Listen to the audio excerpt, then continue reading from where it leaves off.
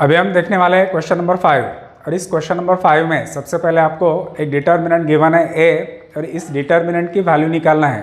तो देखो इस डिटर्मिनेंट की वैल्यू कैसे निकालते हैं, ये तो मैंने पहले आपको बताया है। Evaluate the value of determinant A. तो हम सबसे पहले ये डिटर्मिनेंट कंसिडर करते हैं। इस डिटर्मिनेंट में एलिमेंट है फर्स्ट रो के 2, -3, 5, 6, 0, 4, बाद में 1, 5, -7। अब इस डिटर्मिनेंट को हमें एक्सपांड करना है और एक्सपांड करके इस डिटर्मिनेंट की वैल्यू निकालना है। तो ये वैल्यू हम अलोंग द फर्स्ट रो निकालेंगे। तो इसको एक्सपांड करने के लिए a इज इक्वल टू पहले आएगा 2, फर्स्ट रो और फर्स्ट कॉलम का एलिमेंट 2 है, उसके बाद में ऑर्डर 2 का डिटर्मिनेंट।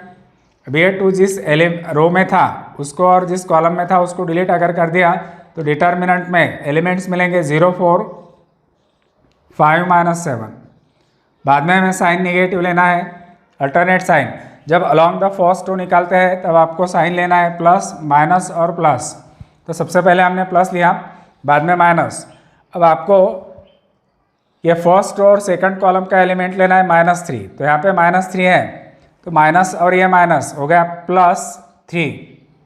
अब ये 3 नंबर जिस रो में था उसको और जिस कॉलम में था उसको अगर डिलीट किया तो डिटर्मिनेंट में नंबर आएंगे 6, 4, 1, -7, 1, -7। बाद में साइन लेना है हमें प्लस। नंबर आएगा फर्स्ट रो और थर्ड कॉलम का एलिमेंट 5, ऑर्डर 2 का डिटर्मिनेंट। ऑर्डर 2 के डिटर्मिनेंट में आएगा 6, 0, 1, 5, 6, 0, 1, 5। अब इसको हम सॉल्व करते हैं। a is equal to 2 in bracket 0 × -7, 0, -20, 5 × 4, 20, +3 in bracket in दोनों के मल्टीप्लिकेशंस -42 और -1 × 4, 4, +5 in bracket 6 × 5, 30, -1 × 0, 0। a is equal to ये 2 है, ब्रैकेट में -20 है, +3 और दोनों के एडिशन अगर कर दिए तो -46 + 5 × 30। अब इनकी मल्टीप्लिकेशंस अगर हम करते हैं तो a इज इक्वल टू हमें मिलता है 2 × -20, तो ये हो गया -14। बाद में प्लस इंटू माइनस हो गया -46 × 3, तो 6 × 3 18, कैरी 1 और 3 × 4 12, 12 + 1 13, तो यह आ गया 138 और प्लस 5 × 3 15, तो इनकी एडिशन आती है 150। अब इन दोनों की अगर हमने एडिशन कर दिया तो a इज इक्वल टू -178 और प्लस 150, इन दोनों की अगर सब्ट्रैक्शन किए तो a इज इक्वल टू हमें मिलता है -38 -28। a is equal to value हमें मिल गई -28, तो ये हो गई value of a। Value of a हमें मिल गई। अब आगे क्या पूछा उन्होंने, ये तो हो गया डिटर्मिनेंट की वैल्यू निकालना है, इवैल्यूएट करना था, हमने इवैल्यूएट कर दिया। अब हमें क्या फाइंड करना है, minors and cofactors. Minors and cofactors हमें निकालना है। किसके निकालना है, एलिमेंट्स के। कौन से एलिमेंट के, जो एलिमेंट्स कौन से रो में है, सेकंड रो में जो एलिमेंट्स है उस एलिमेंट्स के हमें माइनर्स और कोफैक्टर्स निकालने हैं। सिर्फ सेकंड रो में जो एलिमेंट है, फर्स्ट रो और थर्ड रो के एलिमेंट्स के माइनर्स और कोफैक्टर्स हमें फाइंड नहीं करना है। सिर्फ सेकंड रो में जो एलिमेंट्स हैं उनके माइनर्स और कोफैक्टर्स हमें फाइंड करना है। तो चलो हम माइनर्स और कोफैक्टर्स निकालते हैं सेकंड रो के एलिमेंट्स के। अब डिटर्मिनेंट की वैल्यू जो है ना वो तो हमें मालूम हो गई कि -28 है।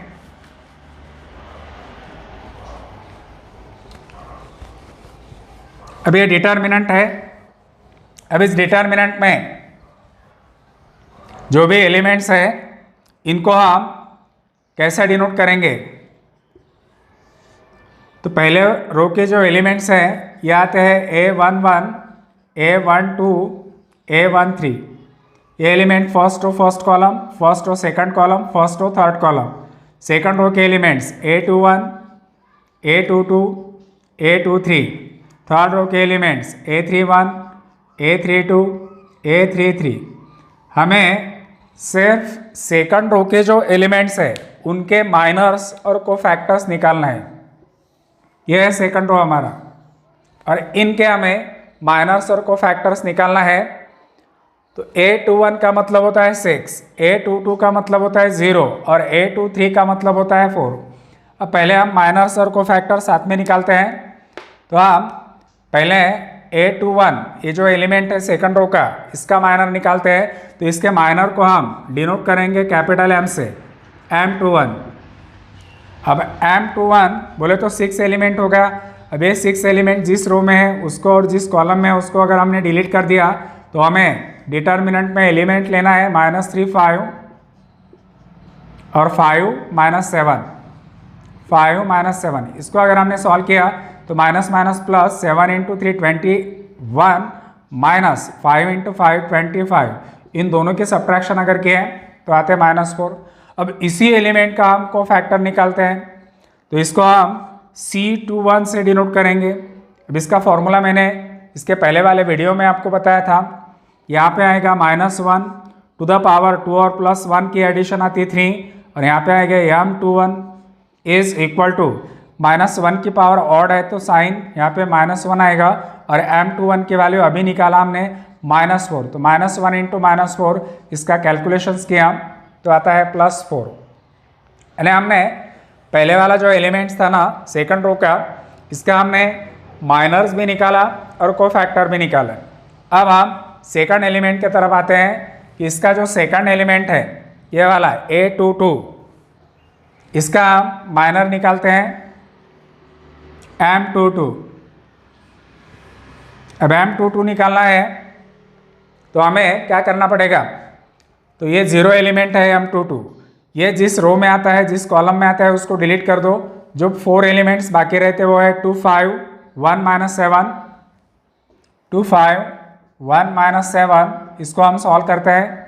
2 × -7 -14 -1 × 5 5 इज इक्वल टू आता है -19। ये हो गया माइनर सेकंड एलिमेंट का। इसी का हम कोफैक्टर निकालते हैं। तो इसको हम C22 से डिनोट करेंगे। फॉर्मूला है -1 टू द पावर, ये 2 और 2 की एडिशन आती है 4, और M22।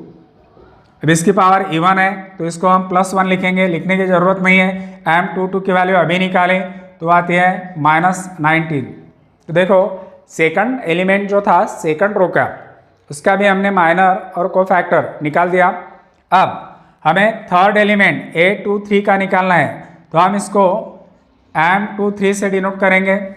M23 की वैल्यू निकालना है। तो ये 4 है एलिमेंट, ये 4 एलिमेंट जिस रो में है उसको और जिस कॉलम में है उसको अगर डिलीट कर दिया तो एलिमेंट्स रहता 2 - 3 1 5, 2 - 3 1 5 इज इक्वल टू। अब इसका कैलकुलेशन हमें करना है। तो 5 × 2 10 -1 × -3 तो minus minus +3 is equal to 13। अब इसी का हमें कोफैक्टर निकालना है। तो हम उसको C23 से डिनोट करेंगे।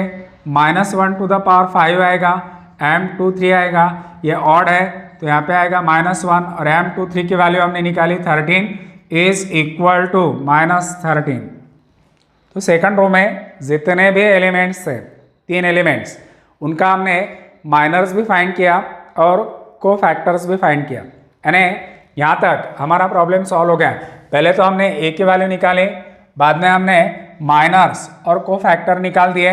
किसके? एलिमेंट्स के। कौन से एलिमेंट के? जो सेकंड रो में थे। अब हमें ये वेरीफाई करना है नंबर 1, तो इसकी हम लेफ्ट हैंड साइड कंसिडर करते हैं। नंबर 1 की लेफ्ट हैंड साइड कंसिडर करो। इसमें क्या कहा गया कि -A21 into M21 plus A22 into M22 minus A23 into M23।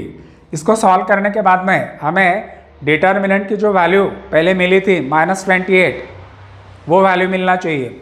अब इसमें सब्स्टिट्यूशंस करते हैं। ये नेगेटिव साइन A21 की वैल्यू, A21 बोले तो 6, ये हो गया 6। M21 हमने पहले निकाला, यह है -4, तो यह -6 इंटू -4 प्लस A22 की वैल्यू कौन है 0। M22 की वैल्यू हमने निकाला था, वह है -19 और माइनस A23 है 4 और M23 हमने निकाला, यह आ गया 13, ये 13 है। अब इनका अगर हमने कैलकुलेशंस कर दिया तो माइनस माइनस प्लस 24, ये हो गया +0 और -52। अब 24 -52 इनका अगर हम कैलकुलेशंस करते हैं तो ये आता है -28। यानी इसको हमने सॉल्व किया तो इसका आंसर आ गया -28, और इसके पहले जो हमने डिटर्मिनेंट की वैल्यू निकाली थी उसकी भी वैल्यू -28 आई थी।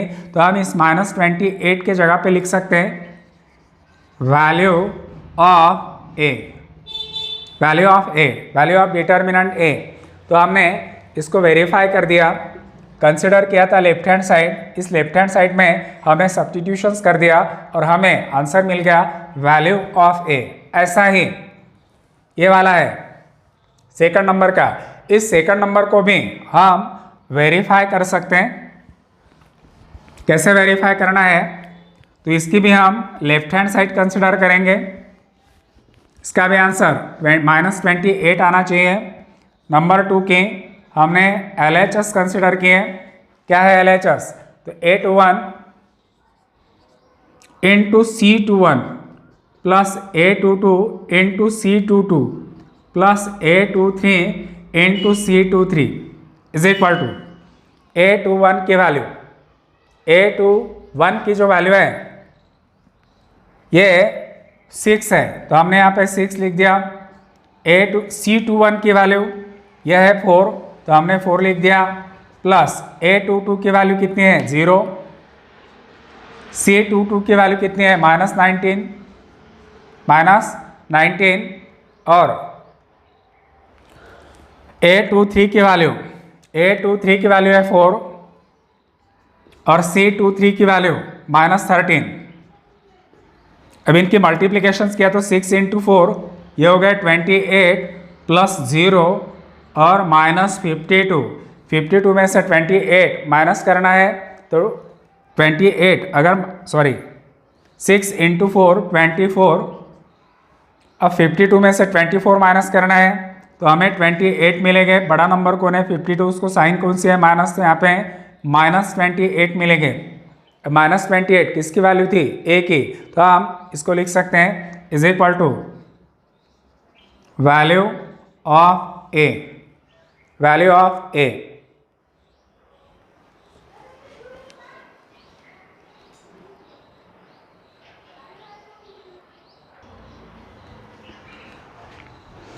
अब इस एक्सरसाइज का है 6 नंबर, और इसमें हमें डिटर्मिनेंट की वैल्यू तो फाइंड करना है, लेकिन अलोंग द थर्ड कॉलम जब भी हम वैल्यूज़ निकालते हैं डिटर्मिनेंट की, तब वो values along the first row निकालते हैं।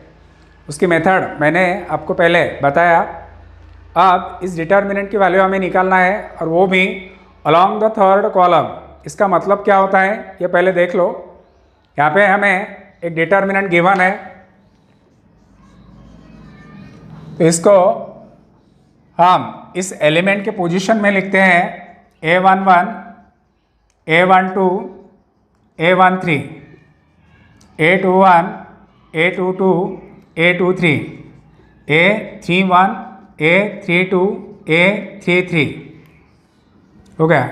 अब इस डिटर्मिनेंट की वैल्यू हमें निकालना है, तो कैसे निकालना है, तो ये जो थर्ड कॉलम है इसका यहाँ पे बताया गया expanding along the third column, ये है थर्ड कॉलम। हमें इस डिटर्मिनेंट की वैल्यू निकालना है, लेकिन कैसे, तो अलोंग द थर्ड कॉलम। जब भी हम डिटर्मिनेंट की वैल्यू निकालेंगे तब हमें क्या करना है, value of determinant along third column निकालना है। तो इसमें थर्ड कॉलम में एलिमेंट कौन से है, देखो थर्ड कॉलम में एलिमेंट कौन है, A13। तो मैंने यहाँ पे A13 लिख दिया और इस एलिमेंट का ही कोफैक्टर हमें यहाँ पे लिखना है, इसका ही cofactor into A13 into C13 plus sign लेना है। अब दूसरा एलिमेंट कौन है थर्ड कॉलम का, A23। तो मैंने यहाँ पे A23 लिख दिया। अब इस एलिमेंट का ही कोफैक्टर लिखना है तो उसको हम C23 से डिनोट करेंगे। अब तीसरा एलिमेंट कौन है, A33। तो प्लस मैंने A33 लिख दिया और इसका ही कोफैक्टर हमें लिखना है तो C33। जब भी जिस कॉलम या जिस रो की अलोंग द वैल्यू आपको निकालना है डिटर्मिनेंट की, तो ये मेथड याद रखो। यहाँ पे आपको साइन याद रखने की जरूरत नहीं है, कौन सी लेना है कौन सी नहीं लेना है। देखो मैंने सब जगह पे प्लस साइन ले लिया।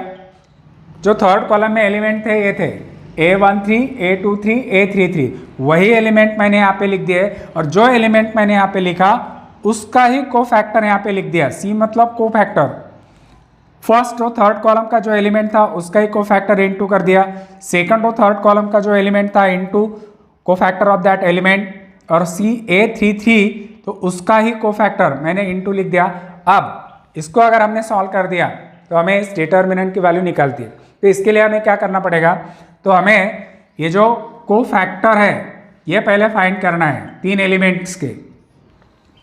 एलिमेंट्स के कोफैक्टर्स हमें फाइंड करना है।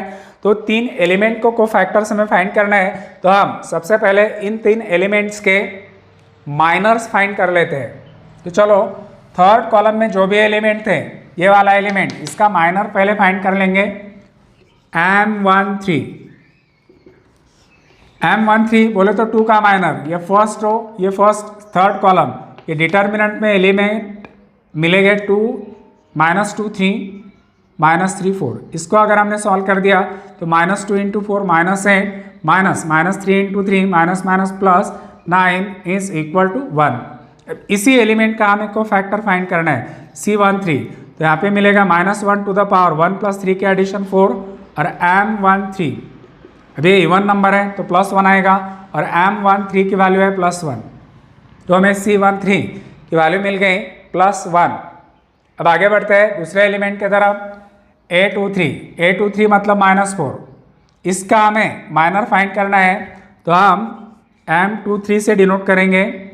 अब ये एलिमेंट जिस रो में था उसको और जिस कॉलम में था उसको डिलीट कर दिया तो डिटर्मिनेंट में एलिमेंट मिलेंगे -1 1, -3 4 इज इक्वल टू, इसको अगर हमने सॉल्व किया तो -1 × 4 -4 और -3 × 1 -+3, -4 + 3 इज इक्वल टू -1। ये तो माइनर हो गया। इसी का हमें को फैक्टर चाहिए तो C23 is equal to -1 to the power 2 + 3 की एडिशन हो गई 5 M23। अभी ये नंबर मिलेगा हमें -1 टू द पावर 5 -1 और M23 की वैल्यू है -1 तो माइनस हो गया +1। तो जो दूसरा एलिमेंट था उसका भी हमने को फैक्टर निकाल दिया। अब आते हैं तीसरे एलिमेंट की तरफ A33, इसका माइनर हमें निकालना है, M33 निकालना है। डिटर्मिनेंट में कौन सा एलिमेंट, 0 का माइनर फाइंड करना है। थर्ड रो और थर्ड कॉलम को डिलीट कर दो, एलिमेंट मिलेगा -1 1, -2 3, इसका सिंप्लीफिकेशन आएगा -3 + 2 इज इक्वल टू -1। अब हमें C33 चाहिए तो -1 to the power 6 M33 is equal to, ये तो +1 आएगा इनटू M33 की वैल्यू है -1, इनकी मल्टीप्लिकेशन हमें मिलेगी -1, C33 is equal to -1। Along the third row में जितने भी एलिमेंट्स थे उन सब के हमने को फैक्टर्स निकाल दिए। अब ये तो फॉर्मूला बताया कि इस डिटर्मिनेंट की वैल्यू हमें निकालना है अलॉन्ग द थर्ड कॉलम, तो इसमें सब्स्टिट्यूशंस करो। A13 बोले तो ये एलिमेंट कौन है, 2, तो हमने यहाँ पे 2 लिख दिया। अब C13 की वैल्यू हमने निकाली थी 1 तो इनटू 1 आ गया प्लस A23 मतलब -4, तो हमने -4 लिख दिया। अब C23 की वैल्यू कितनी है? +1, तो यहाँ पे लिख दिया +1, प्लस A33 की वैल्यू कौन है? 0, तो हमने 0 लिख दिया।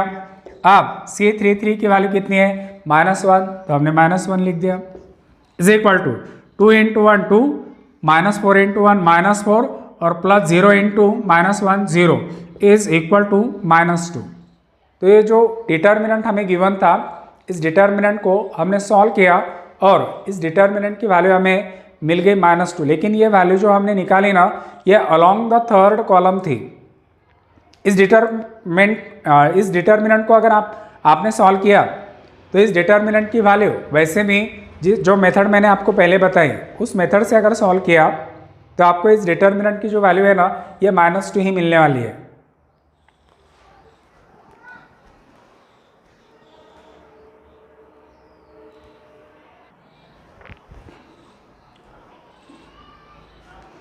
अब हम देखने वाले हैं प्रॉपर्टीज ऑफ डिटर्मिनेंट। यह सिर्फ प्रॉपर्टी आपको याद रखना है। इस प्रॉपर्टी के ऊपर जितने भी सम्स एक्सरसाइज में गिवन है, ये पूरे सिलेबस से इस साल के लिए डिलीट हो गए, यानी आपको उसको सॉल्व करने की ज़रूरत नहीं है।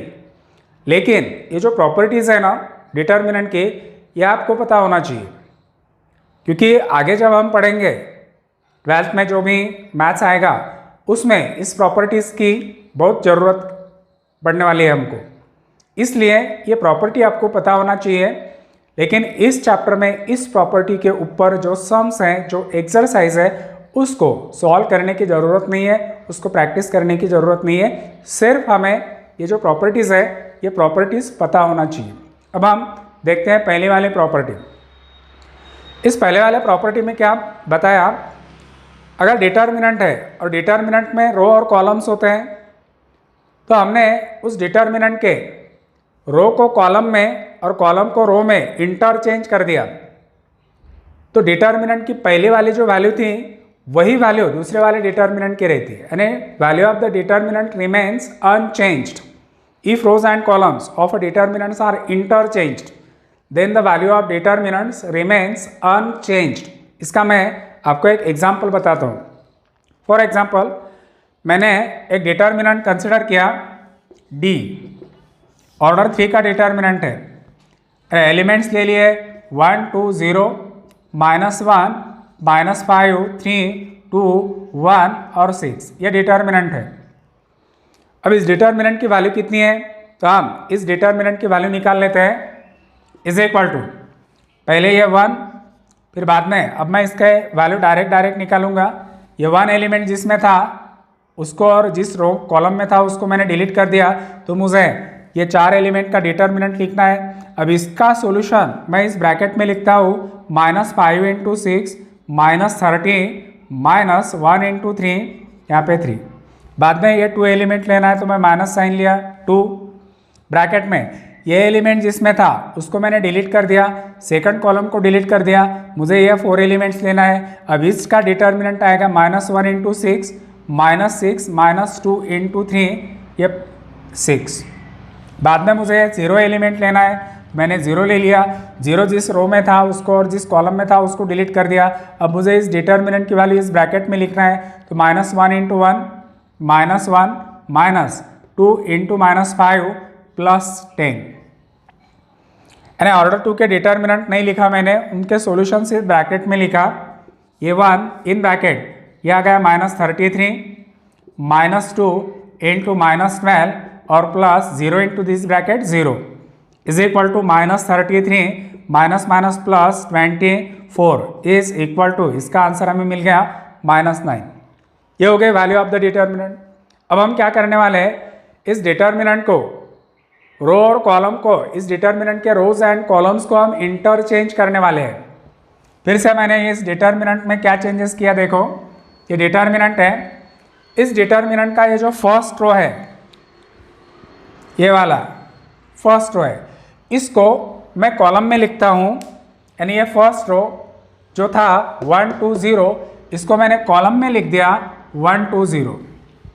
इसका जो सेकंड रो था -1 -5 3, इसको मैंने सेकंड कॉलम में लिख दिया -1 -5 3, और तीसरा था 2 1 6, तो इसको मैंने तीसरे कॉलम में लिख दिया 2 1 6, यानी पहला वाला रो पहले कॉलम में, दूसरा रो दूसरे कॉलम में, तीसरा रो तीसरे कॉलम में लिख दिया। यानी क्या हो गया, rows and columns of determinants interchange हो गए। अब rows and columns of determinants क्या हो गए, इंटरचेंज हो गए। हमें एक नया डिटर्मिनेंट मिल गया।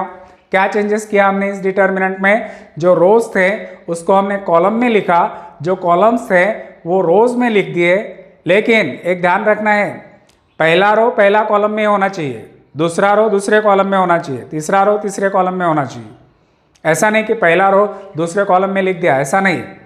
तो रोज एंड कॉलम्स हमने इंटरचेंज कर दिए, हमें एक नया डिटर्मिनेंट मिल गया। अब ये जो डिटर्मिनेंट मिल गया इसकी वैल्यू क्या बताया, the value of determinants remains unchanged. ये जो पहले वैल्यू थी -9, वही वैल्यूज अब इस डिटर्मिनेंट की है, इसको सॉल्व करने की जरूरत नहीं है। लेकिन आपके लिए मैं इस डिटर्मिनेंट को सॉल्व करता हूं। इस डिटर्मिनेंट का आंसर भी -9 ही आता है। हमने चेंज कर दिया इस डिटर्मिनेंट को, इसके रो कॉलम में इंटरचेंज कर दिए, जो कॉलम थे उसको रोज में इंटरचेंज कर दिए। हमें एक नया डिटर्मिनेंट मिल गया, फिर भी इस नए डिटर्मिनेंट की वैल्यू कितनी है, -9 ही होगी। देखो इसको हम सॉल्व करते हैं। क्या करना पड़ेगा इसको सॉल्व करने के लिए, तो हम पहले यह 1 लिख दिया। अब ब्रैकेट में इस डिटर्मिनेंट की वैल्यू लिखते हैं -5 × 6 -30, -3 × 1 -3, बाद में माइनस माइनस बन गया +1, ब्रैकेट में 2 × 6 12, माइनस आएगा 0 और +2 in bracket 2 × 3 6, minus minus +0।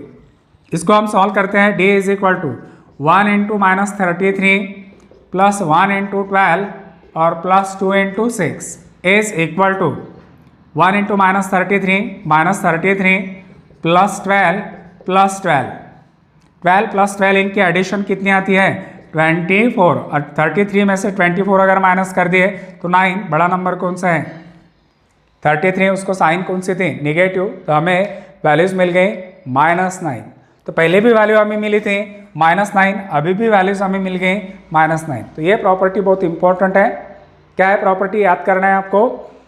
If rows and columns of determinants are interchanged then the value of determinants remains unchanged। फिर से एक बार ये प्रॉपर्टी में रिपीट करता हूं। if the values of if the rows and columns of determinants are interchanged then the value of determinants remains unchanged। if rows and columns of determinants are interchanged then the value of determinants remains unchanged। यानी हमने अगर determinant के रोज को column में बदल दिया और columns को रोज में चेंज कर दिया तो डिटर्मिनेंट की जो वैल्यू है वो चेंज नहीं होती, जो पहले थी वही रहती। ये हो गई प्रॉपर्टी नंबर 1। अब देखते हैं सेकंड नंबर की प्रॉपर्टी।